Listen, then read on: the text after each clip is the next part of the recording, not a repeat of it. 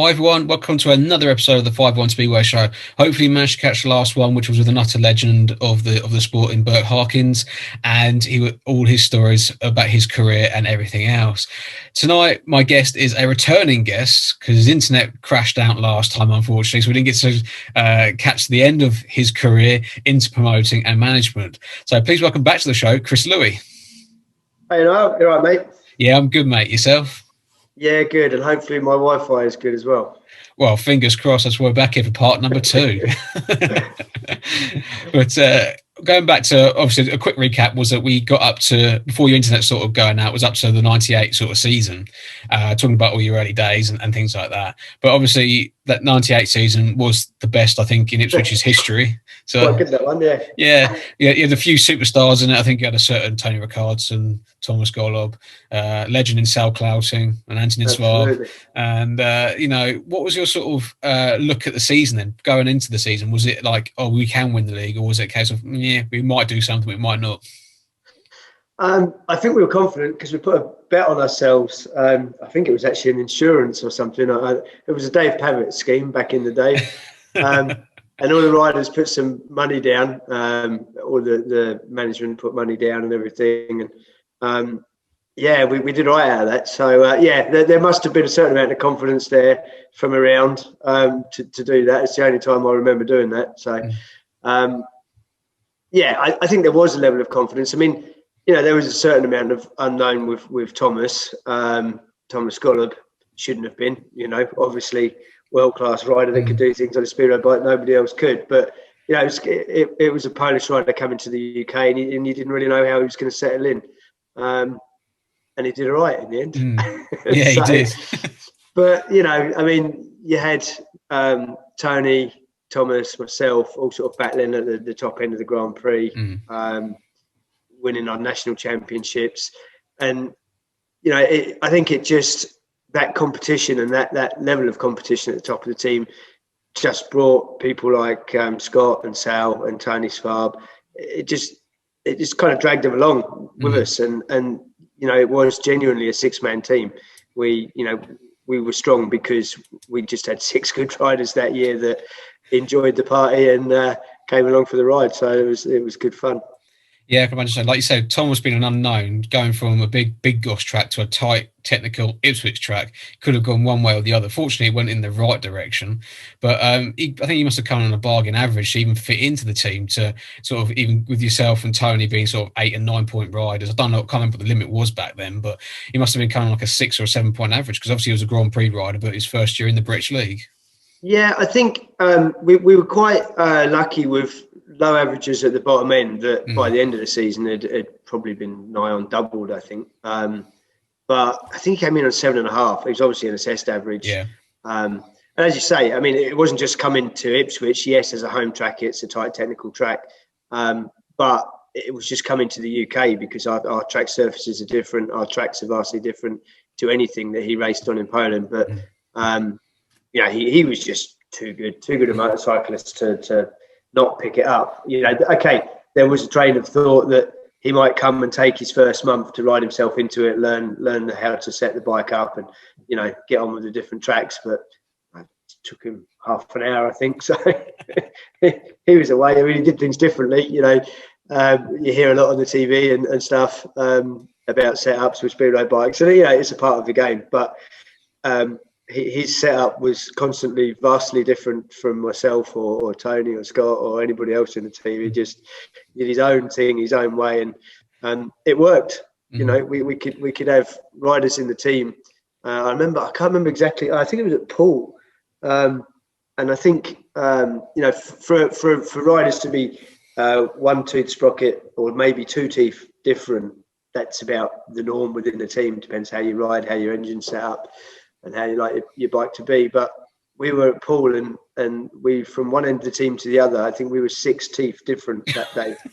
I think you went from Tony Svab had something like a 62 on, and you had Thomas with a 56 on around this, what is quite a tight track, a little bit like Ipswich in a way, but flatter and slicker and easier to ride. But he was different. Yeah, well, mind you, like I say, you lot had logic, and Thomas had Thomas's way of doing it, sort of thing. Yeah, logic. It was just Thomas logic, different Well, to yeah, everybody that's true. else's. Yeah, yeah, complete opposite to everyone else's. But I've got a little bit of footage from that '98 season. It's away at Eastbourne. It was the KO Cup sort of run-in. It was. It's the last kind of like a last heat decider. You're 4 points up to the good, and it was you and Thomas riding at Eastbourne. So Okay. you're coming up I seem again. to remember we went to Eastbourne 4 times that year and beat him every time. It didn't go down well. No, it didn't go down well, especially as an Eastbourne fan right here. It didn't go down very well, but but this one in particular was a good race between you and Martin, sort of like trying to sort of you get one over Martin and him get one over you, sort of thing, and things like that. But we had a few good races. Some of them did end up underneath that fence on wires, though.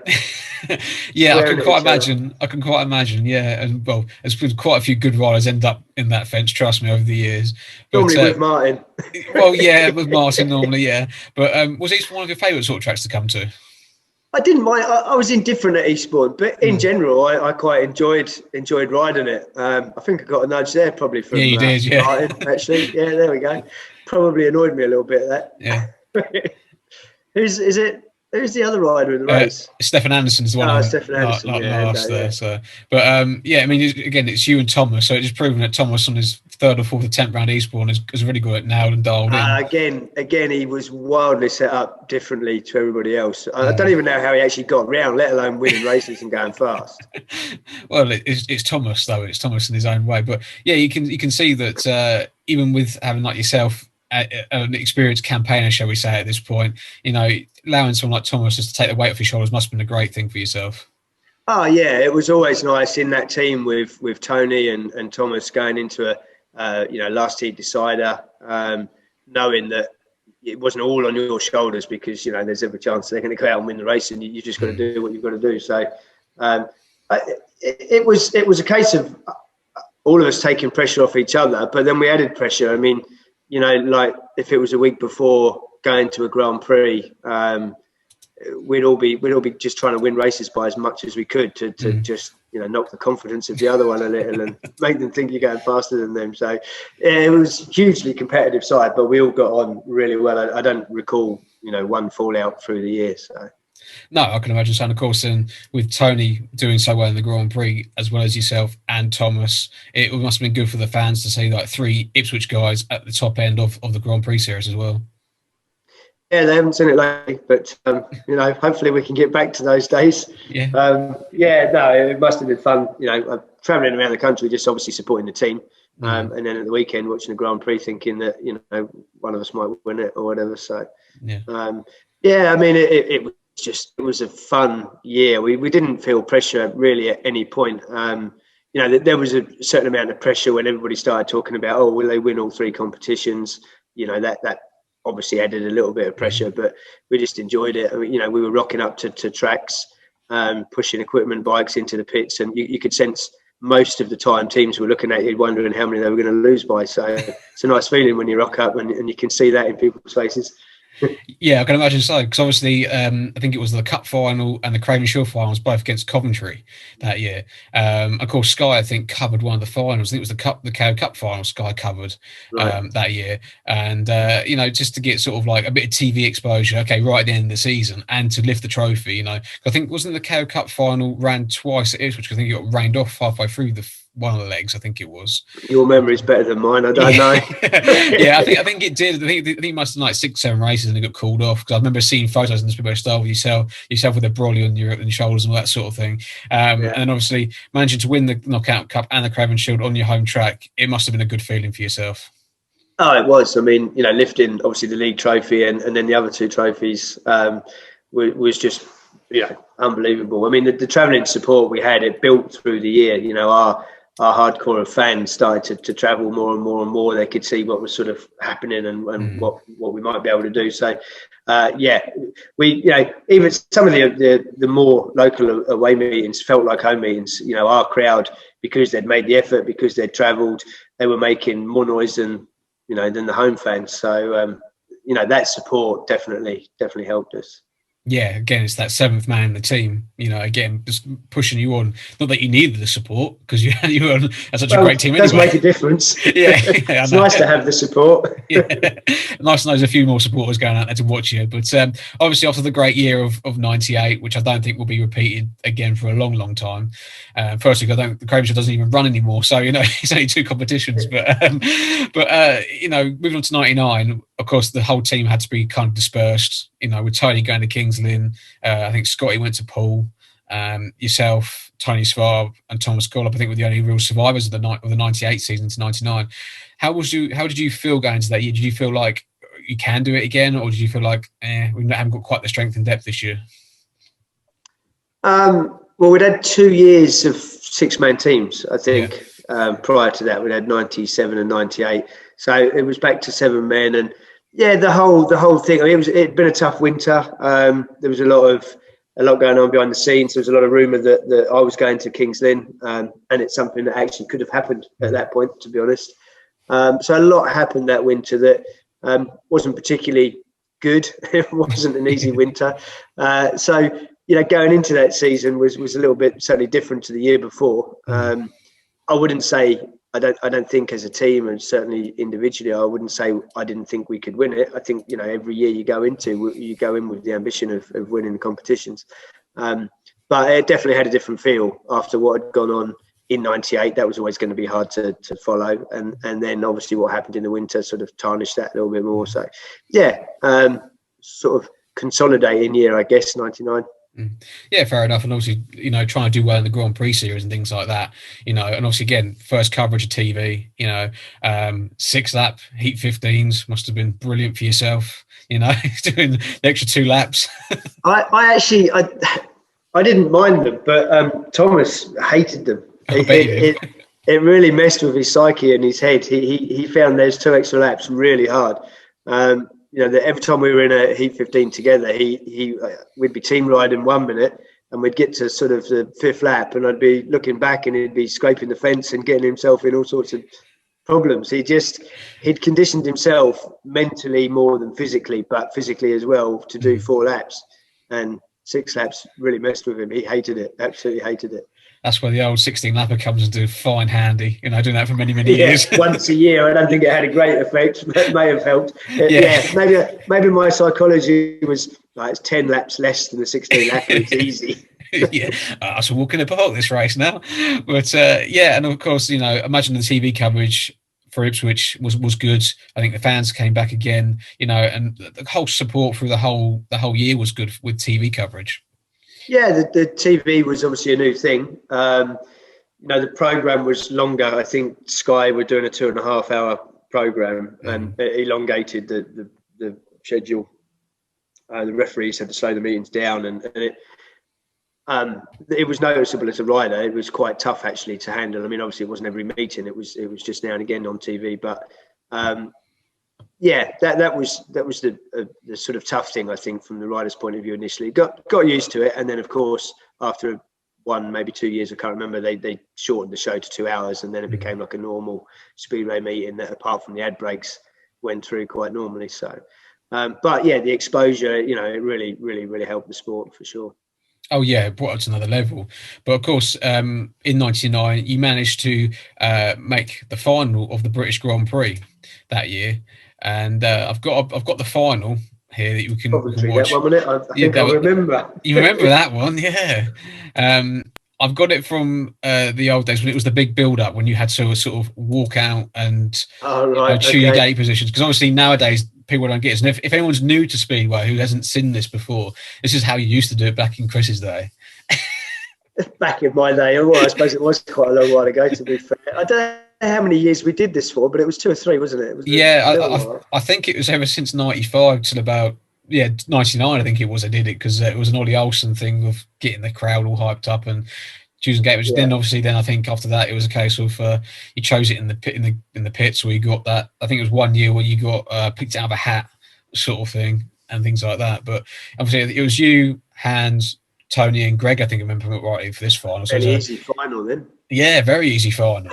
So when you were doing this sort of thing, because obviously you did it a couple of times, was it 2 or 3 times? You managed to make a final over the early years of the Grand Prix. What are you sort of thinking then when you're watching someone like Tony go through these motions? To be fair, going through the motions, I think, is probably in a lot of cases a fair comment, because maybe not every time, but most of the time, way before you walked out of the pit gate or the gate to go onto the track and do this, you knew what you were taking. Like I say, like for instance, there, gate 4 probably wasn't going to be picked first, was it? No, it wasn't. No. So yeah, this really was a bit of a show, but yeah, I mean, Tony's taking his time to have just a better look at where he already knows he's going off more than anything. He's just preparing, the nicest sort of whatever he's looking for. So, but yeah, I think all 4 of us before we got to that point knew what we were going to pick. Yeah, I think you went for 3 in this one as well. Well, looking at that statistic, gate 4 didn't look like it had been too much cop. So no. So you pretty much already, like you said, assumed where you're going. There you go, like gate 3 straight away, sort of thing, with having hands on the outside. So yeah, well, you never want hands on the inside of it. That's true. Yeah, I think he did run you wide a couple of times on a few finals. And things yeah, like the that. very first Grand Prix, he was more worried about me and let Thomas up the inside of us. Yeah, because that final was hands, Thomas, Mark, and yourself, obviously, and every final was a hard final, but it seemed like every year you watch the series go through, all the riders up their game as they went through the early years, and it's like I said, it got harder and harder. Yeah, I mean, there's the Grand Prix all through its history is there's no easy races. They just get harder as the night goes on. Yeah, and well, especially like this one, it was this competition of knockout, 2 rides, go home sort of thing. It was very, very cutthroat, but a lot of preparation for basically 4 minutes. If you think I can see the logic behind when they thought it up, but it didn't work.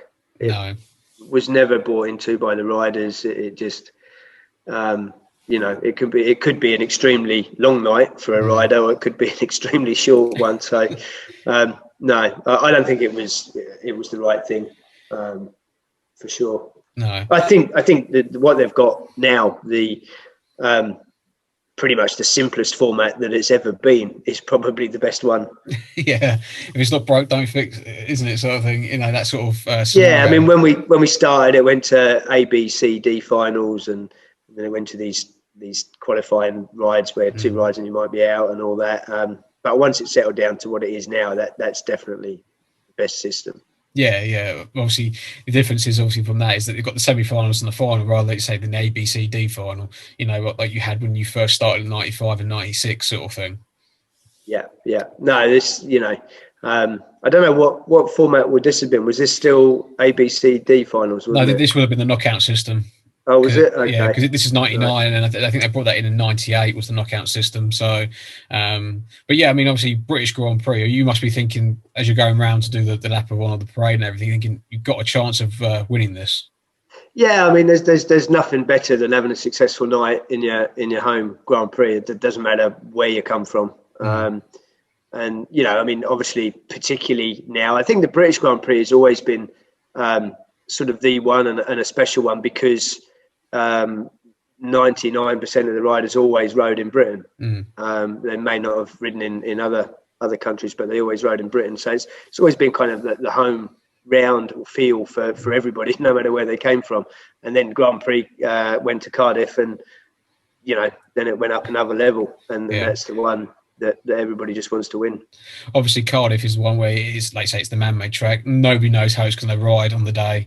It's a complete leveler, which it's actually pretty good for Grand Prix, because then nobody's had time to get used to it. Whereas if you went to Coventry, it was at Bradford, places like that, people have ridden it all year round near enough. And of course, leading up to the Grand Prix, you kind of had an idea of what to put on. Yeah, and that could happen at some of the other rounds, but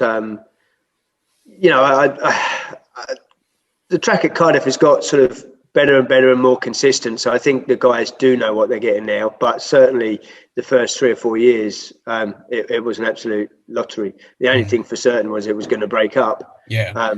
get really hard work. You just didn't know whether that was going to be heat sort of 8 or 10 or 15 when it was going to happen. But you knew it was going to happen. Yeah, exactly. But obviously, looking to this one, come off gate 3 and everything, and almost touching the tapes. Yeah, went for a bit of a roller there, didn't I? Didn't help me much. No, it's Hans has gone for a completely different line to everyone else, but yeah, he took himself out there. He's coming after me now, though. Yeah, exactly. But then obviously there you go. You managed to slip underneath Greg for second place, and that's pretty much where you stayed. Obviously, you couldn't catch a certain Tony Ricardson because he's a bit quick. Yeah, he was going all right in those days. He was used to winning these things on quite a regular basis. Yeah, but obviously you got close to him a couple of times, but not quite close enough. No, he was just the master of everything you needed. I mean, he's very different to me. I was more on the throttle, sort of throttle control, and Tony, his bikes. I mean, I rode his bikes in one whole meeting and on a couple of other occasions, and they didn't have much power, but he just rode them flat out, and they suited him, and he had it dialed in. He rode one of my bikes for a whole meeting at Ipswich, and he absolutely hated it. Yeah, complete opposite to what he had, sort of thing. Yeah, absolutely. Yeah. And that sort of thing. But obviously, this was obviously your best ever finish in the British Grand Prix, was second place. I mean, it must have been nice just to stand on the podium. Okay, you wasn't number one, but you managed to get on the podium, and it must have felt good in front of the fans. Yeah, I mean, second place in anything is kind of frustrating because you're so close to winning it, and if it's your home Grand Prix. But yeah, at the end of the day, second is a lot better than 16th. So yeah, I think I probably went home mainly happy. Yeah. Yeah, I would say so. Cause I think you've been quite unlucky in a lot of the previous British Grand Prix. 97 at Bradford and 96. Yeah, I was leading the first 2 races in that one and broke down both times. So. Yeah, I know. I was there. I watched it. I was there as a youngster. I remember. I always enjoyed Bradford. Never had much luck there. I think I was leading the whatever it was called in them days, the PLRC, ELRC, and broke down on the last lap. Yeah, that's when Sam Malenko passed you, wasn't it? And he won it in the end. But I mean, obviously looking back at that, and then obviously moving into the year 2000, again probably a big year for Speedway with BSI sort of coming in, and then up again raising the Grand Prix level up a bit more. But obviously again, TV coverage in the UK, Thomas still staying at Ipswich, so there must have been still a good buzz around Ipswich yourself and everything leading up to the Grand Prix series in 2000. For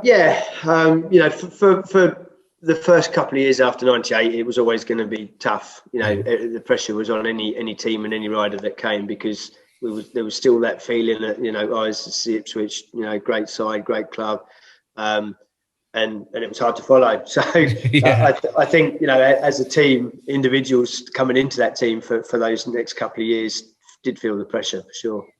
Yeah, I can imagine say there's a huge amount of pressure, because obviously I think you had like Jason Bunyan, Brett Woodfield coming in, and people like that, coming at the bottom end. Of course, they must have felt a bit of pressure, thinking, we've got to live up to this now from that year. And of course, like you said, it kept rolling for the next few years. People expecting to sort of like win a trophy of some description.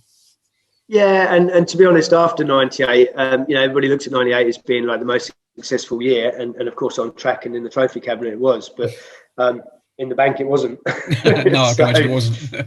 So I think the club suffered for that success actually for a few years afterwards. We were sort of going down the road of new riders from Poland or Germany or somewhere, and obviously there was an element of saving money in that to keep the club going. There was an element of sort of pot luck, looking to try and unearth that next sort of, core blimey, where did he come from sort of rider, and get him on the books. And there was a small amount of success in that in the subsequent years with people like Jarek Hampel and that. So yeah, I think Ipswich became sort of notorious with getting some Polish riders in, because obviously, like you said, you had Jarek, Robert Moskowiak came, Protasevich was there. Yeah, we had some good Polish riders. Yeah, which seems weird again, because obviously again Ipswich tight technical track is complete opposite to Polish tracks, and but obviously then was the hone their small track skills in, really. No, I mean 10 years sort of prior to that, you just couldn't have done it. Any Polish rider you brought over, you'd have just said, no chance, not going to happen. But there was a crop of youngsters then, sort of riding in off the back of Thomas and his success on the world stage, and they were all taking their Speedway so serious that they were travelling over to Denmark and Sweden and even coming to the UK and grabbing just a ride here and a ride there, and realising that what they were used to in Poland wasn't what they were going to face here. So even in Poland, they started to build small tracks for them to ride and learn the trade better. So by that time, you could take a gamble on the better Polish riders and be reasonably confident that they would put in a reasonable performance for you. Yeah, so would you say that was the sort of time that Poland was sort of turning themselves into the nation they are now then, by investing into, like, say, junior tracks, youth programs probably, and pushing the under-21 scene then? 100%. They at that point, sort of turn of the century, they looked at our model that we had with the TV contract and everything we were doing and said, okay, we need to do that and we need to improve on that. And, you got to take your hat off to them. Okay, Poland in particular are not the favourite Speedway nation at the moment with stopping the contracts and things like that. But you have to take your hat off to them. They looked at our model and then took it away and improved on it. And they are the nation to look up to right now. Yeah, it's unfortunate. It's like, say, we had it. I think, took it for granted for too long, and then all of a sudden Poland made it bigger, better every year and every year after that. It wasn't all of a sudden. They did it over a long period. It was coming. It was always coming. Yeah. But again, it's given us some great riders to watch on TV and see in this country as the years have gone on anyway. But going back to obviously your career, in 2000, you had a good Prague Grand Prix. I think you finished third in that Grand Prix behind Mark and Billy Hamill. So that was a great start to the campaign for yourself. It was. I was just trying to think when I had Brian Griffin's sponsorship. I think that was. It was about then. No, it's from 97 through to about. I can't remember. But I had a reasonable start to it. I just never found, other than to a lesser degree, 98, which was a good year, but I never really found the consistency that I needed at Grand Prix level. I mean, you've only got to look at Mark, when he won that championship. He didn't win a round, but he was hugely consistent, and that's what I never really found. So, so do you reckon that was a big stumbling block in your Grand Prix career, then, not finding that consistency all the time then? Yeah, I think I overcomplicated things, to be honest. I was always looking for a mechanical advantage going into Grand Prix, always trying to figure out how to mechanically go quicker. And I should have just stuck to what I knew and what I did week in, week out for Ipswich. And I think I'd have been much better off. So, but it's hindsight. We're all champions with nice dose of hindsight, aren't we? Yeah, exactly. Everyone's a champion. Of course, obviously, that's when like the air fences all started coming into the Grand Prix and things like that. When you first heard about it and then first saw it at the Grand Prix, what was your impressions of it? I thought it was nothing but a good thing, and obviously that's what it proved. They made a mistake that probably anybody would have made with the straights when they first came about, and the airbags there were obviously catching footrests and creating one or two major dramas for one or two people. But as soon as they saw that, realised that maybe they weren't necessary on the straights and they were doing more harm than good, took them away. We got a much, it is a much safer sport. A lot of the major injuries that we've seen over the years that have in the main caused paralysis and things haven't necessarily come about by fences. It's bikes, it's the track is as hard as concrete. So there's lots of other things that can hurt you, but they've not eliminated, but certainly lowered the risk of one of the major factors, which is obviously the fence around the track. Yeah, 100%. Because obviously I remember from that year particularly, Jason Crump testing it out really good in Sweden. Linköping, when he, I think, remember that too. I think Thomas fell in front of him. He tried to avoid him and went into the air fence. And if it had been a wooden fence, A, he would have ended up in the crowd, and B, it could have been a lot serious than what he was. Yeah, there was a sharp intake of breath that night when everyone could see him hurtling towards it. But yeah, it did its job. Job perfectly, and has continued to do so ever since. So that was an introduction to Speedway that was a very, very good thing. And also, I remember at the British Grand Prix yourself getting tangled up in the first corner with Peter Carlson and Stefan Dano, going into a first corner and getting caught. And thank God there was an air fence there that night. Again, obviously, if you hit the fence at Coventry, it could have been a complete different outcome. Yeah, I remember going under the air fence. at Coventry in a league match. I think Kim Jansen, who's unfortunately my teammate at the time, decided to wipe me out. And I broke my kneecap because I slid under the air fence. So they, to be fair, they did look at that, and the following year they'd made improvements and stopped that happening. Yeah, because that was obviously one of the biggest problems in the early days when it was in the British League, was it lifting up. I remember down at Eastbourne that they had that problem, I think, for a season, and they ended up tying it down to the lower wire on the fence and things like that to try and obviously keep it down, which it did in the end. But I think I remember one time in Ipswich's history, when the air fences first came out, they stopped using the air fences at Ipswich and went back to the old fences, I think in 2004, when everyone had the air fence. Yeah, there was a period when Dad just wasn't happy with how it was constructed and how it was fitted and how it wasn't working. And the problem is, an air fence can become dangerous if it's not working and what's behind it is worse than what you would have. And we had, the strap in the webbing, which is really, really tough nylon stuff that doesn't break and burns quite badly. And we had 2-inch steel posts, which are hard enough and small enough for a really high impact and going to make a mess here. So he'd watched too many near misses, and he just against the SCB and regulations and everybody telling him what he could and couldn't do. He just said, well, I don't care, I'm doing it because it's safer for the riders, and that's what he did. And then obviously the air fence came back in a much safer fitting method after that. Yeah, because I think a lot of the tracks obviously didn't quite know how the air fences were going to fit and how they were going to fit into things and everything else. So that first year was a complete learning curve for every track, I think it was. Yeah, and Ipswich was narrow. I mean, it's a lot wider now, but it was quite narrow then. So, the air fence took away nearly a metre of track as well, which didn't help. Yeah, so what did your dad do then differently then for the following year to make sure it was a bit safer than what it was? All the posts were modified so that the air fence was just held flat rather than, because it was actually being sort of pulled almost up. So it was almost sort of helping it come up if you hit it low. So there's much more weight down on the fence onto the track now. So definitely works a lot better. And it's a completely different air fence now, and that air fence fits to that slightly differently. It's a lot heavier construction and works much better anyway.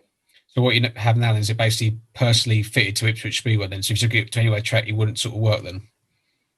In a way it was. It's a standard unit, but it was made for the fittings in the right place. So now it works as it sort of is intended, rather than sort of putting two different things together and trying to make them work. So. All right, okay. It's just interesting to know, because that's one thing I do remember when the air fences first came into the British League. I think one Sky meeting had the air fence, then the next one at the time went back to the wooden fence. Everyone went, why is it just come back to the wooden fence? Yeah. No, he sort of took a lot of stick for it, but he did the right thing, because he said, look, it's more dangerous. When it's safer, we'll do it, which is exactly what happened. So. Yeah, exactly. But then obviously, then looking again back at 2000 in your career, you managed to make the England squad again for the World Team Cup final at Coventry. Unfortunately, it was a runoff with Mark that's unfortunately didn't quite get the goal because of that nasty hole on turns 3 and 4. But did you enjoy that day? Did you enjoy doing the one-off World Team Cup finals?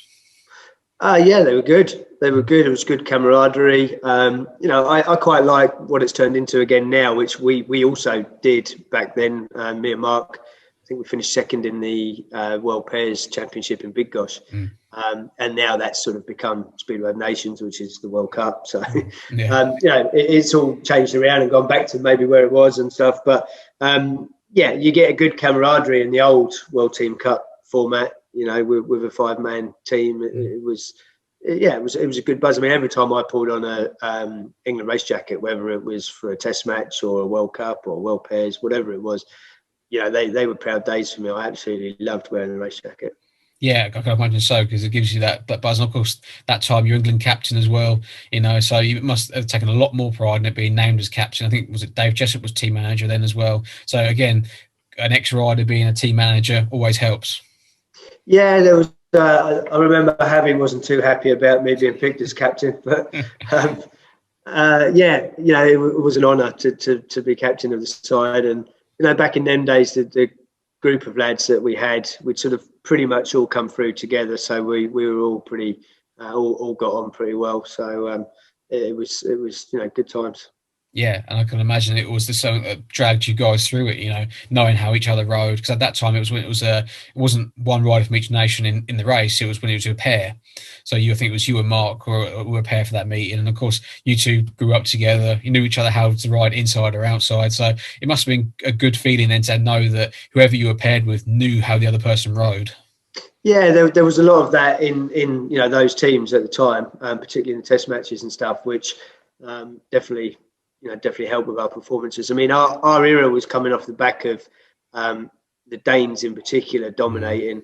The Americans were very, very good. If anyone was going to beat the Danes, it was the Americans, and so we sort of came in at the tail end of that, and then okay, not as successfully as the Danes had been previously, but we started to mix it up a bit and get in the medals, so it was good. Yeah, I think when it was you, Mark, Stoney, Joe, Gary, everyone, Martin, you guys were all consistent all the way through. You managed to even get like a top three or a top two finish for most of the decade and things like that. So that must have been pretty proud for yourself if you think of it that way. Yeah, it was. We had that level of consistency. In a 5 or even a 7-man team in test matches, as you say, we were sort of solid through. We were all of that very similar caliber, and knew what we were going to be doing. We knew how to ride together. Whereas some of the other teams had, a bit like a league team, had 2 or 3 that were, very tough to beat. But then there were another 3 or 4 in the team that, just maybe weren't quite up to a world standard. So that I think that's how we sort of nicked the results that we got, was because we didn't have any weak links most of the time. So you came up against the Australians in later years. The Aussies joined the party toward more the latter part of my career for sure, and they were good even in the early days. When I started, it was the same time as Lee Adams and Todd Wiltshire. They had some pretty big contenders. Yeah, they did. Yeah, especially Todd Wiltshire being a trapper like he was, and things like that. But obviously, after 2000, you managed to stay in the Grand Prix, get automatic qualification again. So into 2001, again, I imagine it was the same sort of build-up. But had you had any other contracts? Oh, sorry, any other clubs contact you to go to ride for them over this sort of period? I know you said earlier Kings Lynn had approached you, but had any other club after that sort of said to you, "Do you fancy coming here for this year?" As I remember, I only had sort of 2 official approaches. There was the Kings Lynn thing, which was a little bit different, but yeah, it was official, and it could have happened that year after '98. I think the only other time I had any sort of official club actually contact me personally was Oxford. Okay. It was prior to where we're at now, what we're talking about. It would have been, I guess, just pre-Grand Prix, about 93. It might have even been before that, 91, 92 actually, where Hans was there, and he'd spoken to the management and said, look, we need to get him over here, blah blah blah. And they did not officially through the club and through Dad, as they should have done, but an approach was made, and I just said at that point, now I'm settled where I am. Maybe it would have been a good move, but I loved riding at my hometown club and didn't see any reason to move. Yeah, that's fair enough. And it's always curious to know if you, because obviously long illustrious career associated with history, with Ipswich and all that sort of thing. It's always curious to know if you actually had any other club approach you, or was there a club that you would have liked to have gone to? Every year I was associated in the winter with going to, rumoured to be going to Coventry. That must have been a strong rumour written about, the amount of times I picked up a newspaper or a Speedway Star and read that I was going to Coventry. Never ever spoke to them. Never spoke to any of the management teams, any of the promoters from Coventry at all. So I never, to this day, I still don't know why it happened most years. Perhaps they thought because Coventry would suit you, or because you've done well around Coventry and things like that, Yeah, it's amazing how the rumours start. Yeah, exactly. And you're thinking, oh, okay, I didn't know that, At least someone knows that. Yeah, exactly. But obviously, going back to 2001, it was unfortunately a bad year for yourself. That's when the injuries sort of started and things like that. But goes to the start of the season. Did you have a good start to the season leading up to the first round in Berlin in the Grand Prix? No, it wasn't. Berlin was dreadful. It was. It rained the whole time we were there. The track was on a running track, so it was kind of basically on rubber. and it fell apart. It was the roughest track, certainly one of the roughest tracks I ever rode. I seem to remember I rode the new version of the twin cam Jawa that day, and it was actually going all right. I think because it didn't have too much power, it was all right for that track. But I think the second ride, I went through a hole that was so deep it knocked the exhaust pipe right off it, and it was a different fitting and a different exhaust pipe. We didn't have another one, so it was an atrocious night that night.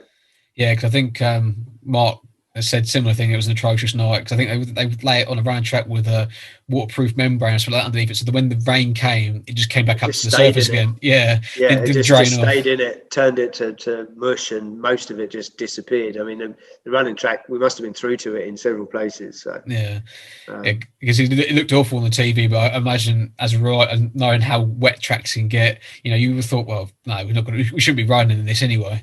Yeah, it was one of their meetings where when you realised that you were out, you hadn't got any more rides to do. It was like, that's good. Heads laid up and get out of here. yeah. As soon as the meeting was over, there was only 4 vans left, and they were the finalists, and that was it. Everyone else had gone home. It pretty much was. So no one could wait to get away from the place. It was a shame. It was something new. It was Berlin. It's a big European city. And I always enjoyed my time in Germany. I loved riding in the German league. It wasn't a big league, wasn't too many meetings, but I always had great fun. I took any open meeting that I could get in Germany when I wasn't too busy. So I was really looking forward to it. So it was a shame that, the how the track was built and then the weather and everything just went against it and ruined it. Yeah, and then obviously round 2 was the first one at Cardiff. What were your sort of memories of rocking up to this big stadium? It was awe-inspiring, that's for sure. As soon as you walked out, even on the practice day when we all arrived, you walked out onto the track, and obviously the arena opened up around you, and there was no noise, nothing going on, nobody in the stands, and the hairs on the back of the neck still stood up because you could just picture what it was going to be like, and it was great. I remember when they announced it. I think I was in the pits at Coventry. Don't know if it was a British final or something going on that day. And they announced that the following year's Grand Prix of Great Britain would be at the Millennium Stadium, and we all were just stood there shaking our heads, going, "Well, that's never going to work."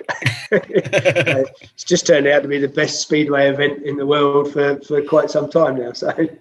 Yeah, it stuck by. But obviously that first year was, again, brand new because obviously indoors, maybe, the roof was slightly open, if I remember rightly, for the first one, or first couple. And, how did you find the track? Did you enjoy riding the track, or was it a case of a bit of too much of an unknown? When it was the practice, most of the practice, and then most of the first, I don't know, probably 8 to 10 races were okay. The track was quite a nice size, quite good fun, easy to ride. But as soon as it started to break up, which in those first few years was quite early, it got pretty tricky. You had to be right on top. You had to be on top of your game to make sure you didn't get caught out. Yeah, I can imagine it was. And of course, then once the holes and everything started coming through, that's when it was again another lottery. But then hats off to everyone who's worked at Cardiff ever since. The track has got better and better every year. Even that one in 2002 when everyone decided it was so slick, everyone was against the fence and things like that. I wouldn't take anything away from them. Yeah, the early years, like I say, the first 2 or 3 years were the track wasn't good, but they were learning. They were learning how to do it, and it isn't easy to put in a track, of that scale into a stadium like that in the few days that they've got to do it and get it to stay together. It's a miracle that they've actually ever worked it out, but they have, and now they're quite good. Yeah, and of course, hats off to everyone again who works on it, because it's a fantastic track, a fantastic event, and you've been lucky enough to ride in it twice, so that's obviously great for yourself. Yeah. It was. I think I might have done 3 actually. I've done 2001, and I've done 2002, didn't I? No, I don't think you were on the commentary team that year. Oh no, 2002 I had a broken back, so I probably didn't ride in that one. Yeah. And 2004 was the last I went back and done 2004 as a wild card. That's right. That's what I'm thinking of. Yeah, that's it. Yeah, no pressure on you that night. No. I'd come back from being retired for 2 years. Yeah. I thought, give him the Grand Prix, he'll be fine in that one. Yeah. Oh yeah. Okay. I'll come and do a job at Ipswich, and then the next day you get a phone call saying Do you want to do the Grand Prix? Yeah, why not? Go for it. But okay. Obviously, 2001 was the year where an unfortunate incident in Poland happened when a start marshal didn't remove the pole from the middle of the track, and was it Ryan Sullivan or was it Jarek Campbell or someone like that? It was Jarek that hit it, but I think he was racing Ryan Sullivan at the time, in front of me. Yeah, I take it you don't remember much of it. I don't remember it. So. Well, this is your lucky night because I've managed to get a version of it. It's not a very clear version, unfortunately. It's a bit pixelated, unfortunately. I don't want a clear version of it. There's you at the back. I could replay it again, but I don't think you quite see it. But all of a sudden, something comes up in the air, and then all of a sudden that happened, and hurt. But it did hurt. Back before the air fences. Yes, it was around every track. Yeah, in the Polish league, but I'll try and sort of rewind it a little bit, but it's hard to see on this one. But it's just a case of seeing from here is like where the pole is and things like that. It's quite hard to see. But fortunately, I was instantly asleep, so I was just laying on it. Yeah, yeah. That bike was sold quite cheap after that too. I bet it was good set of spares on it. If you want an engine, it's there. But breaking spares. Yeah, breaking spares. But unfortunately, that was a crash that kept you out for quite a while, if I remember rightly, because it was a serious concussion.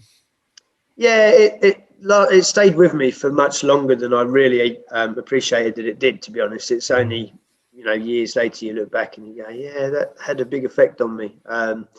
Actually, sort of physically, really, mentally as well, but. It changed my temperament, changed a lot about me, and it hung around. Doctors say, well, actually, it stays with you forever, But I think I shouldn't have come back that year, and I tried to go. I did come back, and it was really hard. But and then obviously 2002, I got my broken back, so I ended up having a lot longer out, which actually then enabled me to come back in 2004, much better than I had been. So yeah. The head injury was the major factor for quite a while, really. Yeah, like you said, you came back too early. So did you feel like you had to come back then, or was it a case of like you were missing it and thinking, "Oh, give it a go and see what happens"? I think when you've raced motorcycles all your life, and that's what you do, that's what you want to do. And there was an element, obviously, of wanting to stay in the Grand Prix and all those things, being in the top 8 and all the usual things that everyone strives for. And so, I came back. And to be honest, I felt I was okay. It was one or two people around me, close to me, realised I wasn't and tried to talk me out of things. And they always say it's the person that's suffering with the head injury that doesn't realise that they still got a problem. Yeah. So, that was a mistake. Yeah, that's an unfortunate mistake. But obviously, you saw the season out as best you could. And then obviously, like say, 2002, was your then complete mindset different than going into racing then with having the concussion and everything? I think there was a confidence issue, but it was more than that. There was all sorts of just how your brain works, and it just wasn't working properly, to be honest. I don't think I was thinking as quick and as sharp and thinking in the right order of things, if you like. So I think that's probably why I didn't start 2002 that good, and probably was a bit to play in. Although the accident I had in 2002 when I broke my back wasn't my fault, I think I was in that position because I wasn't riding well. So when did you break your back then? What happened? It was April. It was right at the beginning of the Swedish season. I think it was my first Swedish league race that year. I was riding at Mariestad, my home club, and I hadn't made a particularly good start off the outside, so I just decided to chase around the fence, and was just I went pretty much past everybody onto the straight, and the guy on the inside obviously was aware I was coming and was sitting back on his bike, whatever. I don't even remember who it was, to be honest. I don't think I cared. And then he just picked up and just pile drove me straight through the fence down the straight, basically, as we come onto the straight. So. Oh crap! Yeah, no, sounds nasty. Yeah, but did you think that you had been seriously? Obviously, you broke your back is serious enough, but did you think it was a very serious back injury at the time? It was definitely uppermost in my head because Lowell Hare had only just received his injury, so everybody was thinking about those things at that time, and I knew it was serious enough because it hurt like hell. I can honestly say it was the most painful injury that I ever had. But yeah, I mean, I can remember, I think actually it was Scott. I think Scott might have been riding in the visiting team that day. And he came jumping over the fence. And clearly it was in his head as well, because before I said anything, he said, "Can you move your feet? Can you move your legs?" So I think it was there for everybody. Fortunately, I could, but boy, was I in pain. Yeah, I can imagine it was. I hate to think what sort of pain it was. So whereabouts in your back did you actually break then? I broke a couple of vertebrae near the top. I can't remember the numbers and letters, but a couple near the top and a couple near the bottom. Oh, okay. Unfortunately, they were stable fractures. I was in Sweden for I don't know if it was a week or 10 days, and they in the first couple of days they were contemplating doing surgery, and then after a lot of consultation, they decided that there was a very high chance it was going to fix on its own, and it would be safer and better if it did. So, yeah, which is what you did, and obviously then you took the rest of the year out and the following year out just to sort of, again, have a break from racing maybe, and then just recuperate. Yeah, well, I retired basically. I sort of went through the rest of 2002. I ran the Supercross at Ipswich. We ran that event because I just wanted something to do and needed to earn some money. So I did that, and I got to the end of that year, and I said, look, I think I've had enough. So then I took out a promoter's license and joined Dad as a promoter at the club. We built the team, went through 2003. As far as I was concerned, I was retired. That was that.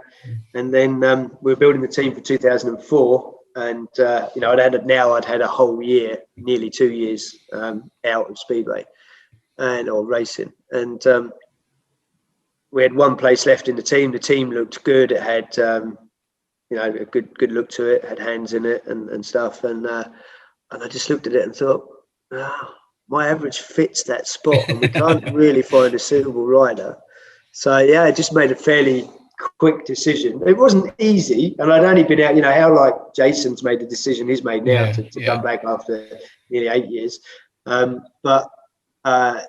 just said, oh no, this looks good. I want to get back on a bike. So away we went. And it was first 2 or 3 meetings were quite difficult. Some things like carburetors had changed. So some fundamental things that sort of changed the bike, and I had to get my head around them quite quick. And must have got around it quick enough because I ended up having the wild card at Cardiff. So. Yeah, exactly. And obviously, I think you had a good year anyway, a good consistent year. But also that time you're working with the TV, with Sky and things like that. So how did that sort of come back? Did someone just approach you then and say, did you fancy doing it? It was when I'd broken me back. I was obviously out of hospital, but I still had a brace and stuff on. And I got a call from Steve Brandon, who was the floor manager. He still has been up to this day. And he also, many years ago, I got to know Steve because he ran the Speedway Riders Association. And amongst other things, mechanics for Simon Wigg and different things. But so he phoned me and he just said, Peter Collins has been taken ill. This was in the morning of the day of the broadcast. He said, Peter's been taken ill. They're scratching their heads who to ask. And I said, well, you're only at Ipswich, an hour and a quarter away or whatever. Do you want to come up? So I said, oh, okay, come up and do what? And he said, well, commentary. And like, all right, okay, I've never done that before. So he's like, hey, you'll be all right. So I turned up, and it just so happened that Nigel Pearson was there. Oh, and I didn't know Nigel. And we sort of sat down, and I said, yeah, I'm Nigel, yeah. And he said, well, I've never done this before. So I said, oh, that's good, nor have I. And away we went. It was great fun. Yeah, it just sounds like you were winging it, and away you went. Just sounded a bit clever. Yeah, we were both winging it. He was winging it better than me, but we were both winging it. But did you enjoy doing like the commentary, and then later on, obviously, went into presenting and things like that? Yeah, I did. I really enjoyed it, and they were happy with what I did, and they said, if we get any more where we need a fill-in, can we call you? And I said, yeah, fine. And then I think it was the end of that year, I got a call from them to say, actually, can you come on the team full time? So I was like, yeah, I'd love to. Yeah. And then fortunately, when I started riding again in 2004, I thought that may stop that, because as a current rider, maybe it wouldn't work. But they didn't have any problem with it. Said no, carry on. No, because then I think you became more of a studio guest with I think Sam, and I think it might have been Kelvin have done it a few times, or whoever, with Keith Hewen and Jonathan Green and people like that. Yeah, I mean, Jonathan was doing the league stuff. So when they had the studio and you'd ride your bike in and stuff. So I stood and done that a few times. I did a bit of commentary in the early days. And then I moved into actually sort of just reporting from the pits and stuff. So, yeah, it was a nice sort of variation. And I enjoyed all of it. I think the reporting, particularly at the big events, World Cups and things like that, was it was a buzz for me, because it kept me in the atmosphere that I by that point I was kind of missing. So it was nice still to be involved. Yeah, because I think a lot of other riders then were asked after you then to sort of do it, because I think I remember Dave Norris doing it a few times and people like that. So it was obviously good for the TV and good for the viewers to hear a rider who is also still riding their thoughts and opinions on what's going on in front of them.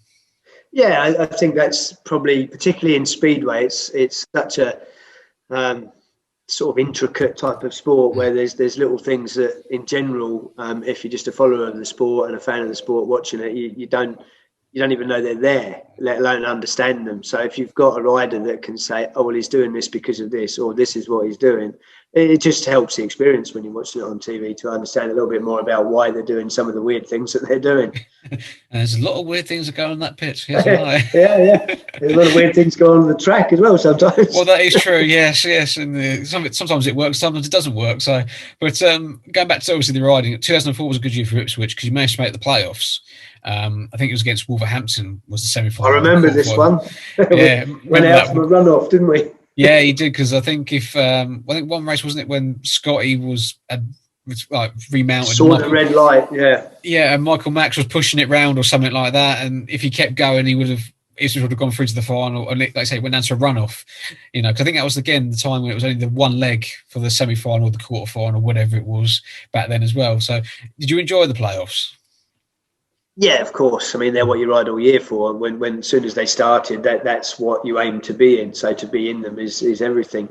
That was, you're right. They did a one-off semi-final leg then, and we drew away, obviously, at Wolverhampton. So, that's a big ask in Speedway to go to an away club that's at the top end of the table along with yourselves and be expected to win. So to pull off a draw, and having been in a position where, if mistakes weren't made, we would have won, was fantastic. So, but obviously it went into a one-on-one runoff that we missed out on. But it wasn't through lack of effort. Hans gave everything he had and a bit more. But we went away from that one very disappointed. It was another one of those coming second things. It was like if we'd have lost by 10, 12, 18 points, it would have been that was to be expected kind of almost attitude. But we were good. We went there and threw absolutely everything at it. Should have won, and then missed out in a runoff. So we were absolutely gutted. Yeah, because you had a good team that year. You had Hans. I think it was Kim Janssen, a young Danny King in the team, Scotty. And again, strength all the way through. Yeah, we were quite a good side, really. Jesper B was in that team as well. Yeah, and he was sort of very much up and coming, and he was sort of coming of age in that team. So it was nice to see him maturing into a top level rider. Obviously, went on and done some Grand Prix and stuff. So it was good. It was a great team. Yeah, then obviously on to 2005, another good year for yourself. I think it was when Protestant was the team. Was it Pepe came along then that year, or was it? Probably would have been about then. Yeah. You know more than me. You've done all the reading. Yeah, I've done a lot of the reading, but the trouble is, after a while, you think, who was in that team? Who wasn't in that team? Yeah, but again, I think it was another good year for Ipswich. I don't think he quite made the playoffs that year, but again, another good solid year. Which was, I think, Ipswich's theme for a long time was a good solid year, consistently sort of like mid-table. Right. Because I think, was it 2003? We must have put Danny in the side. Yeah, I think it was. Yeah, because he literally didn't have a team in either league. So the Elite League was a big ask for his first professional year, but he jumped at the chance when we said, do you want to do it? And so he made a big difference. Come 2004, 5, 6, he was really getting better and better and better and learning from guys, like Hans, and then a little bit later on from myself. So, he started to make a big difference to those sides. Yeah, because you had people like also Danny Bird in the team. I think that's when also you had, I think, like Jarek was coming in and out. Again, Robert Moscoviak, Toby Kroner was in and out and things like that. So again, you had a lot of good young riders coming through, both from England and on the continent. Yeah. We could never find any consistency again, but there was a crop of riders came through, like you say. In particular, Jarek's obviously the one that came, matured, learned. He was probably one of the last world-class riders to do it the old-fashioned way, where everybody felt they had to come to the UK, learn our tracks, learn our the surfaces and the tight corners, and he was probably one of the last world-class riders to actually have that attitude still and say, look, I rode with him in Peewell. I remember. I took Hans Nielsen's place when he retired at Peewell. There was no pressure there.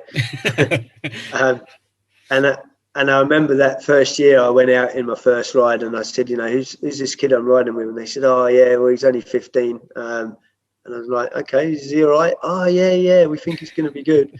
And I remember the tapes going up for Heat 1 and just looking at the back of Jarek's race jacket thinking, looks all right. He's a bit quick, this kid. Yeah, he was gone. So, it was. He played obviously a big part for 2 or 3 years.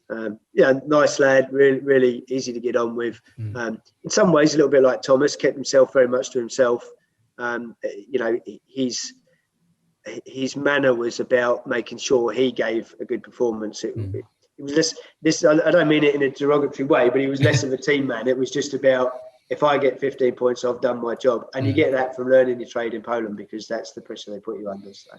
Yeah, it's not really a team; it's a individual. Making sure they're doing their big bit. Really, as long as their scores add up to more than the other lot, then they're going to be happy with you. Well, yeah, exactly. I hate to be the losing team in Poland. Really, I imagine it's bad times when you're on the losing team. Yeah, no. So so they were interesting days. Yeah, I can imagine so. And then obviously, I think it was like 2007, Mark came back on board to Ipswich. And obviously, when then Mark unfortunately had his accident and things like that. But was it nice to have someone like Mark come back to Ipswich and partner with yourself and the rest of the lads? Yeah, it was almost sort of old time's sake, really. The deal wasn't done like that, but that's how it felt, because we'd grown up through Speedway. We'd been mates at Grass Track before Speedway. Then he went on to Speedway. I was motocrossing. And, I went to Hackney several times when Dad was team manager there and watched their British League year when Mark first started. And he was just a lad I knew from Grass Track, and there he was sort of winning races. And I thought, hang on a minute, maybe that's what I should do. Yeah. So obviously, then I went there the next year. But I was happy on my motocross bike. I was very happy doing that. So. Yeah, but obviously, like I say, but yeah, so it's nice to have him back. Yeah, didn't last as long as we would have liked. Yeah, I think he joined in 2007. Had that one, obviously turned out to be that one full season back at Ipswich, and then the start of, I think it was 2008, something like that, was when he had his unfortunate accident against Reading. I don't know if was it 2006 he came back, and then he had his accident in 7. And I had mine in 8. Maybe, I don't know. Yeah.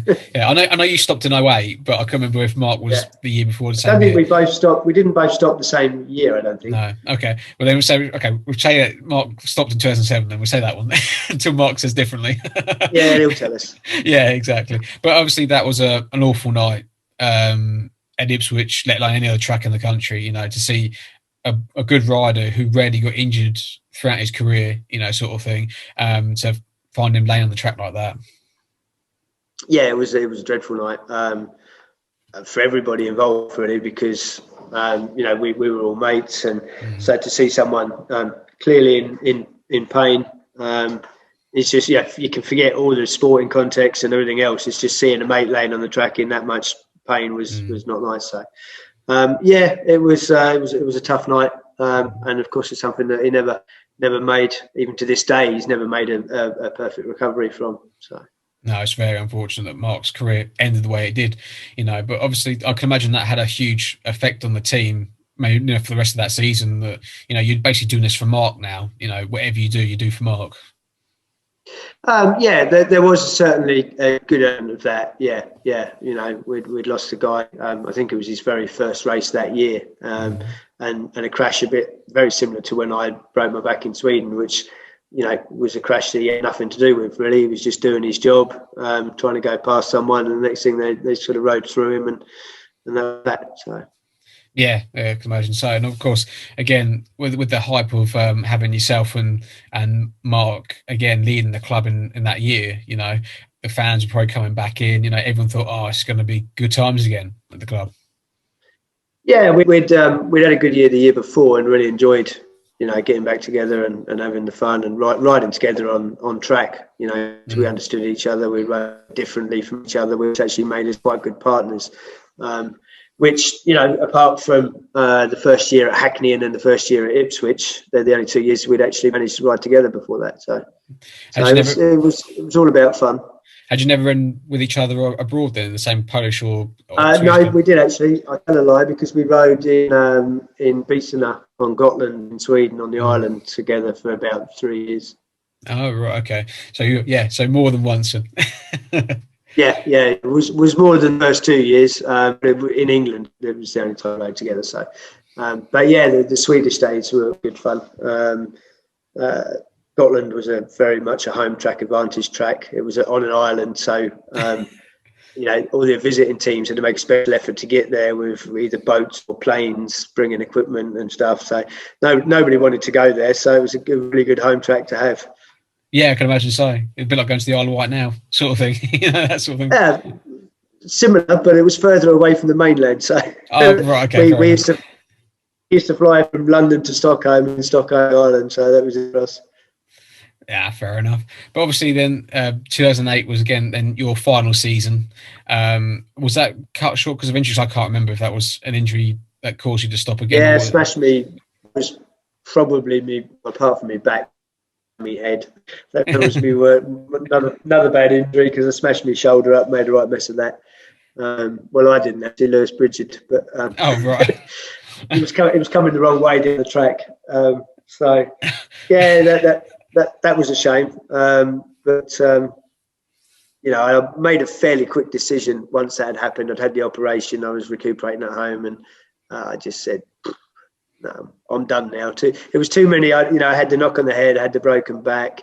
Then I came back in 2004, and then I just had a few, you know, like I broke my kneecap, I broke my collarbone. It was just sort of one after the other. You know, okay, they weren't serious. They were taking me out for a month or 6 weeks or whatever. But I'd gone before the knock on the head. I'd gone my whole career was, you know, the odd broken toe or something. So it was starting to gang up on me, and I was getting older. And when that happened, I just said, okay, I'm done now. It was an easy decision and not one I spent any time regretting afterwards. So. Well, that's all right then, because after that, and obviously you went into the promotion at Ipswich, I think it was to start with, and then obviously then later on you went into Mildenhall, and then back to Ipswich again. But obviously, you said obviously when you first stopped in 2002, 2003 was when you first took over. Well, was co-promoted with your dad and everything. And then obviously was that then something you wanted to continue then when you stopped again, like for the last time? Yeah, well, I took out a license in 2003. And then when I came out of retirement in 2004, they took a dim view of that because you couldn't hold a rider's license and a promoter's license. So I said, that's easy for me. Here's the promoter's license. And off I went riding again. So that didn't go down very well. And then, yeah, when I retired in 2008, I pretty much immediately took out a promoter's license again for 2009. Solely took over the club in 2010 or 11 when I dropped the club down to the championship, or the premiership as it was then. So yeah, but I mean, when I opened up Mildenhall with Kevin Jolly and Michael Lee, I'd stayed in Ipswich as well. So I never left Ipswich, obviously. Yeah, but obviously, I imagine that was a complete different ball game. Obviously, taking over from your dad. You know, did he give you any little tips or hints to say, try do this, do that? Things were changing quite rapidly. So to be honest, he kind of handed over the keys and said, do it your way. So I immediately dropped the club down to the Premiership because it was, you know, I mean, the reason Dad wanted out was he was finding it very hard work, and it was losing money, and so I couldn't come in and not change things because it was just going to be gone within a year or so, whatever. So so my first job was, take over and drop it back down to the Premiership, where I felt the numbers were less risky, and that's how it proved to be. And we enjoyed our time there until 2019. We had not as much success as I would have hoped for, but we were always the right end of the table. So it was okay. But obviously 2019 came, and lots of things happened that led to the club being in the Premiership. Yeah, but was it like 8 seasons at the Premier League / Championship level? You had so many great riders come through. I think Morton Rosiah was one of the most consistent riders you had. Kevin Doolin was there for a while. Who else was it? Adam Ellis was there, to name but a few, So you had a great crop of riders who came through that time. Yeah, I mean, Kevin and Morton were obviously kind of the mainstay in those first early years. I bought those riders because they were the experienced right guys to come in and do the job well at that level. And I stand by that. I think they were good decisions, and they both, Kevin sort of lost his form fairly rapidly after that first season, so that was unfortunate. But no, I think they were good decisions to bring those two guys in to kick our sort of new campaign off at the lower level. And then we just enjoyed it. We brought in a few new riders. Obviously, Gino was quite an exciting one because up until that point, sort of really hadn't seen too many new Americans coming over. So it was nice to be able to offer Gino a spot, and he did quite good for us. He suffered. He was young. There was a lot going on at home, and I think he just suffered sort of mentally more than anything else. He's gone away. I know he's now riding quite a bit. He's rebuilt his life in terms of family life and his work and qualifications and all the things that he probably should have done before he ever came over. But so I don't think it's the last we've seen of Gino. I think he'll be back, and when that time's the right time, obviously I hope it's for Ipswich.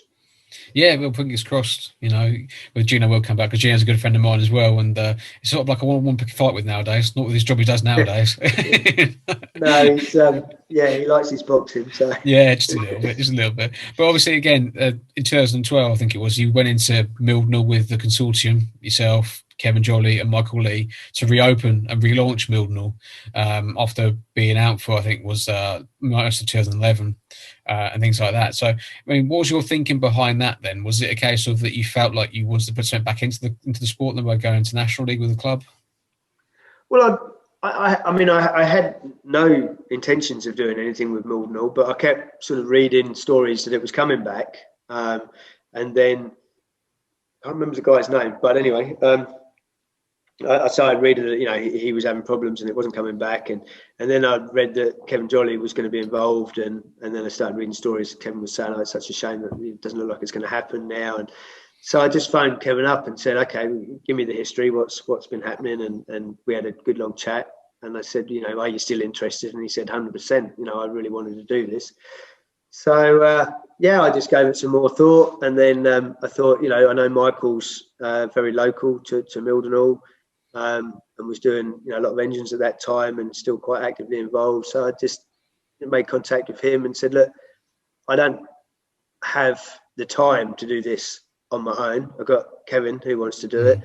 Will you join us? We'll go in, equal partners. We'll share the workload and try and make a success of it and make it, what Mildnall was about in its early days, which was just bringing on kids. They had a good history of bringing on a lot of youngsters. So, he was dead keen. So we probably only had one meeting, all got together and said, okay, we can make this happen. We can do it. There's a few hurdles to start with the stadium and things that were not quite right, but we got over those quickly and got running. And the first couple of years were immense fun, not just because we were successful, but it was just good to be working with kids and trying to make a difference. We were actually able to make a difference to some.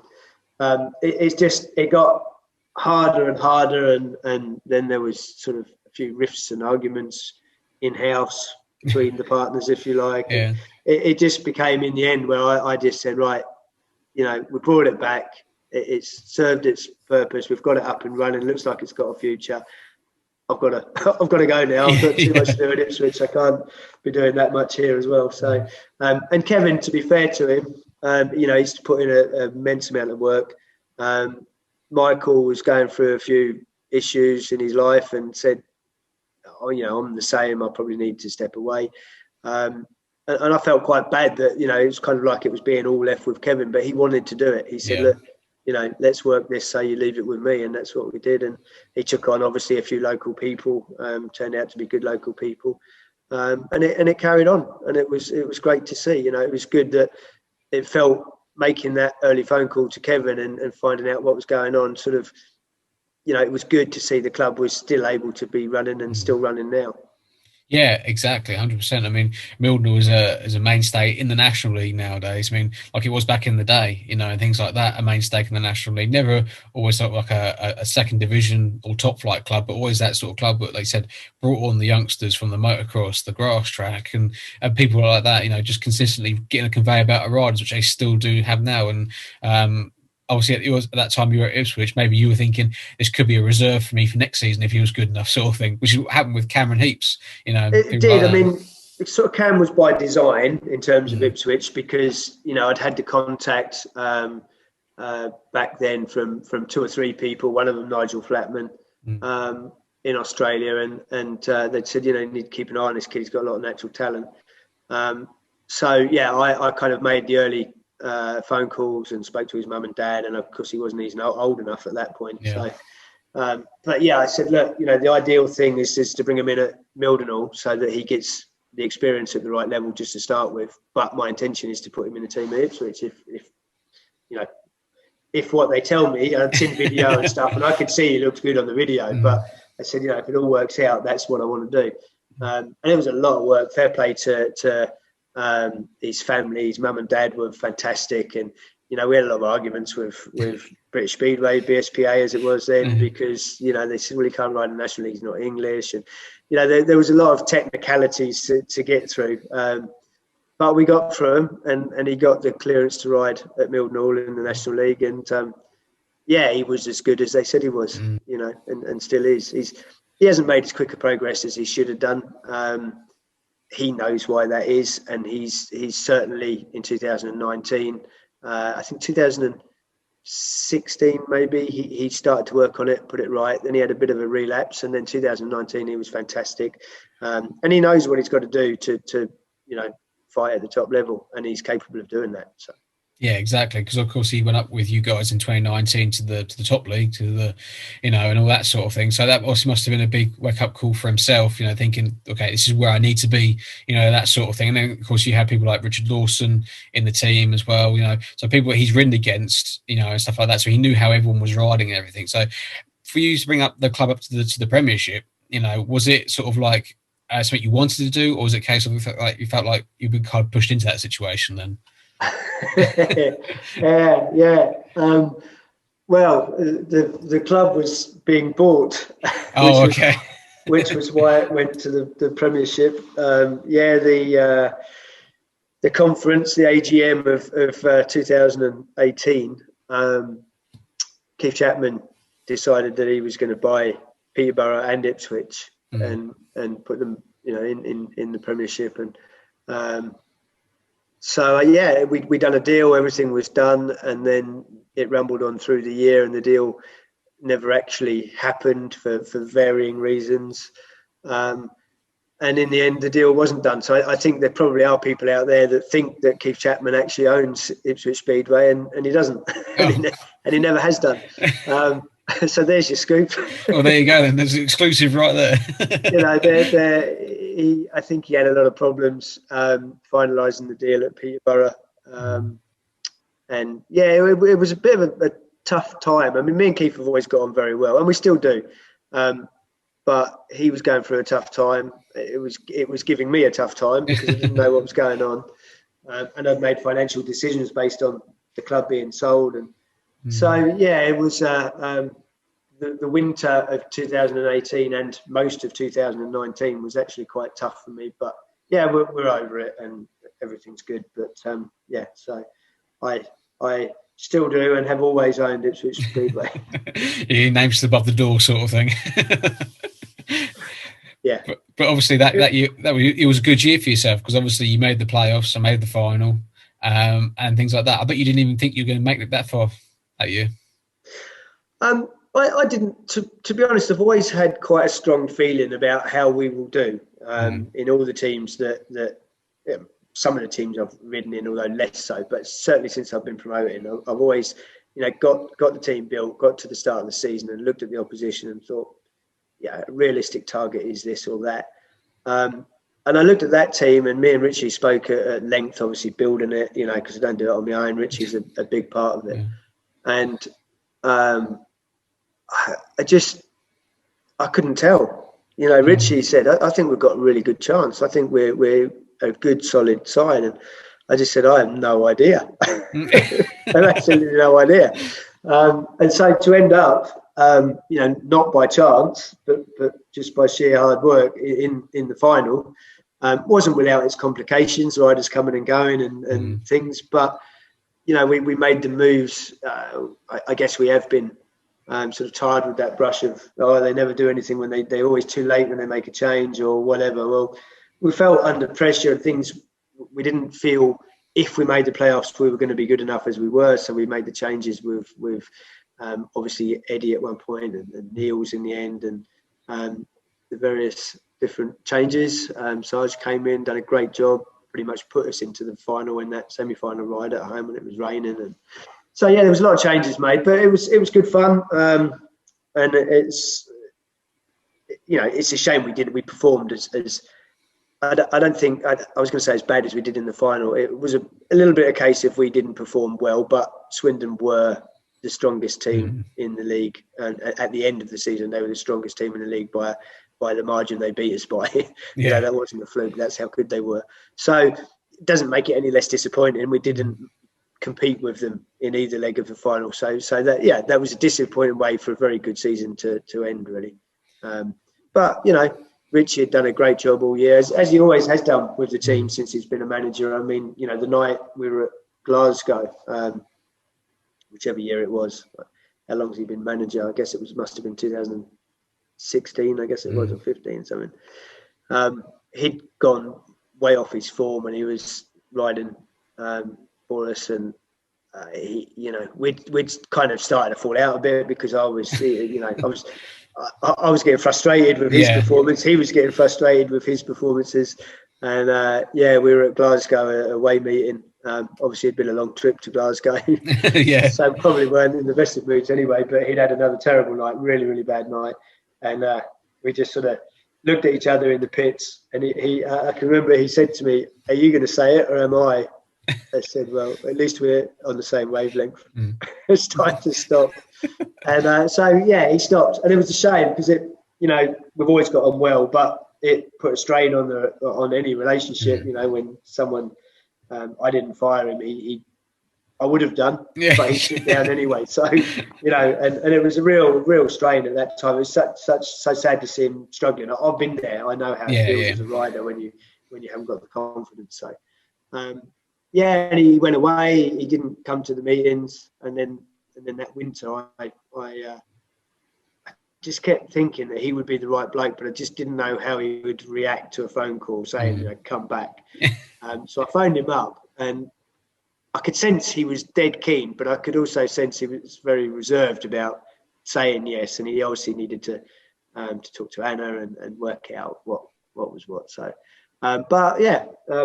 he called me back a week later and said, "Actually, I'd love to." And we've never looked back. He's a perfect fit with me and with the club and with the riders. He does a great job. And I think 2019, to be fair, it was a good side, and I think he did get the absolute most out of it. Yeah, like I said before, an ex-rider being a team manager or promoter or whatever, is always good for the riders because they know how that person sort of sees things and everything, and you can sort of see it through a manager's eyes as well as a rider's eyes. So it's all good for the club, I think, in general. But what they also know is that if you play golf with him, you're more likely to get heat 15. So. Or say the rumour has it, I don't play golf. Well, perhaps you should go along and spy on him and see what happens. That's why Danny King's in the team so much. It makes sense now. Golf buddies. Oh, Danny doesn't miss out on heat 15. He plays golf with him and darts with him and everything. Yeah, I know, exactly.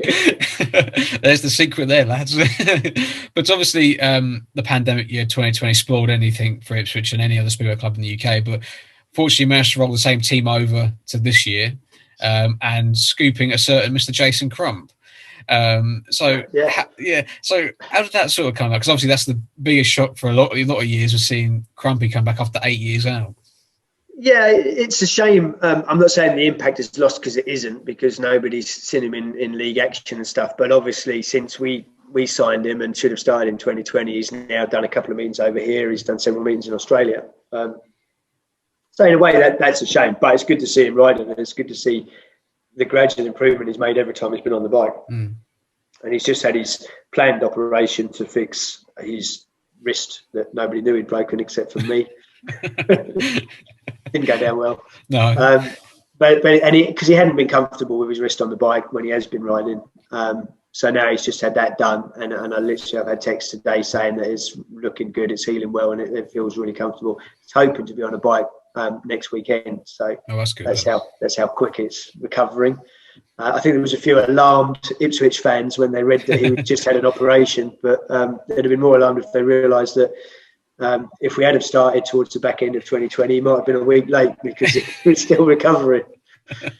Boys will be boys. But so he'd made inquiries to find out what his average would be when he was in Australia at tail end of 2019, and he was kind of planning on maybe making an entrance into the championship. Yeah.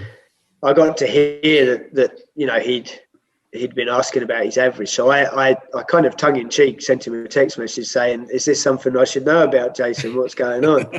and then we had a few jokey texts that turned into, "Well, hang on a minute, this sounds like quite a good idea." So that's kind of how it went, really.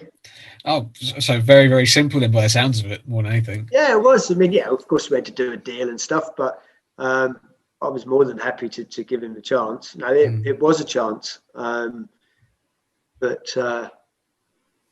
it was one I was willing to take. And to be honest, obviously it was a really tough pre-season with Danny Ayres and what happened to Danny. So, going into 2020, that was uppermost with us all. I mean, it was such a tragic day. It was a really tough day to hear that news. I was actually at a football match at Ipswich Town. Took the news at half time, and it just blew me away, devastated me. So there was a lot of excitement going into 2020, and then that happened, and obviously we then gave the opportunity to Drew, which was the obvious thing, because it's great to be working with a kid so driven, with so much ability and potential. It was just a shame that there was a lot to look forward to still, and then along comes this little old bug that's wreaked havoc everywhere.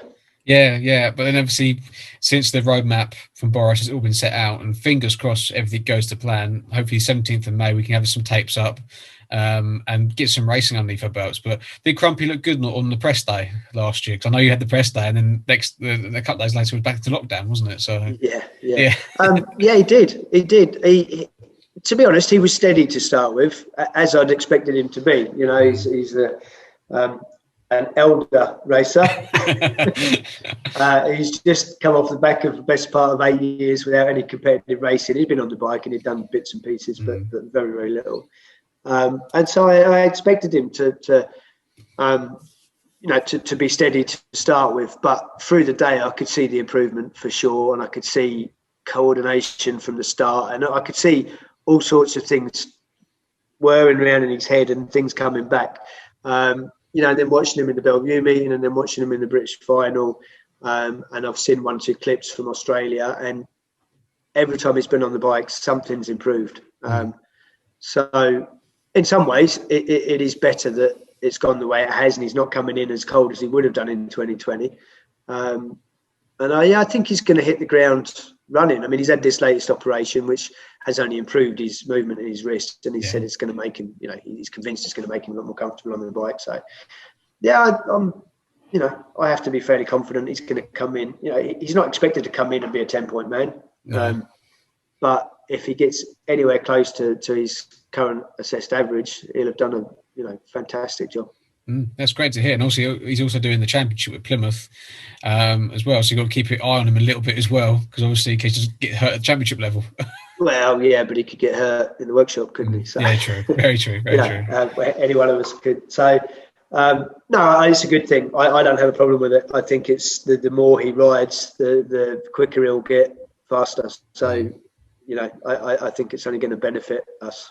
Yeah, 100%. And what do you think your chances are with Ipswich this year then? We're going to win.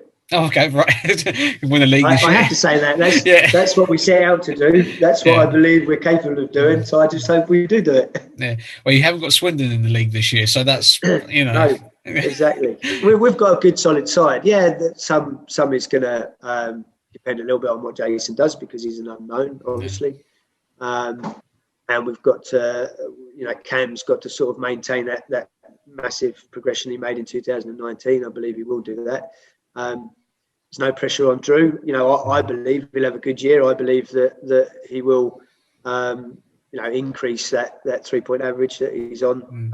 I don't know by what, but I believe he's going to go beyond that 3 at least. I wouldn't want to put pressure on him. He'll do that himself, and he knows he hasn't got pressure from us. If he's not scoring points, he'll get help, not the sack. So, but I think he's going to have. I mean, he made great strides in the few meetings he'd done in 2020. If there was any rider in the world that gained anything out of 220, it was him. Yeah, it was him, and obviously the other lads who went to Poland and Czechia and other places like that. But we've got to wrap up tonight, Chris. We managed to cover all the points we didn't get a chance to cover last time. Good.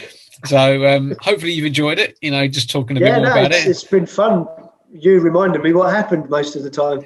Well, that's what I'm here for. I'm glad I could knock the old memory a little bit. But let me just do my plugs, which is thanks to everyone who's been watching tonight. Go follow us, like I say, every time on Facebook, join the group, subscribe on YouTube so you don't miss an episode, or go back and listen to them on Apple Podcasts, on Spotify, and all the other podcast places we are now. We'll keep getting more and more places to go and listen to us. But thanks for your time tonight, Chris. Appreciate it. It was a pleasure. Yeah, all right, mate. Well, take care, and hopefully we will see you at the track at some point. We'll do in May.